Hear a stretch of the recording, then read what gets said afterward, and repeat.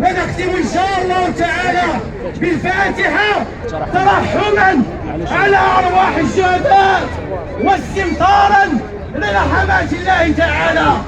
بسم الله الرحمن الرحيم. الحمد لله رب العالمين الرحمن الرحيم مالك يوم الدين إياك نعبد وإياك نستعين اهدنا الصراط المستقيم صراط الذين أنعمت عليهم غير المغضوب عليهم ولا الضالين آمين. سبحان ربك رب العزة عما يصفون وسلام على المرسلين والحمد لله رب العالمين. انصرفوا راشدين يرحمكم الله.